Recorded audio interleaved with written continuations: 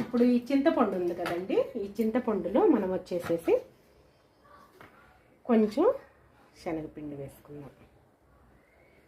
ఓకేనా?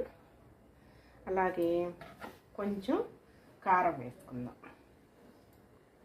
కొంచెం పసుపు వేసుకుందాం, కొంచెం సాల్ట్ వేసుకుందాం, అలాగే కొంచెం వాము వేసుకుందాం. ఓకేనా? వాము కొంచెం ఎక్కువగానే వేసుకున్నాము. ఓకేనా? వీటన్నిటిని చక్కగా ఇలా కలిపేసుకుందాం. లోపల బజ్జీ మిరపకాయ లోపల పెట్టుకునే స్టఫ్ అన్నమాట, స్టఫింగ్ పెట్టేసుకున్నాం ఇలా చక్కగా. ఎందుకంటే కారం లేకుండా ఉంటుందన్నమాట. అసలు కారం లేని మిరపకాయలు అయితేనే ఇష్టంగా తింటారు కదా. మిరపకాయ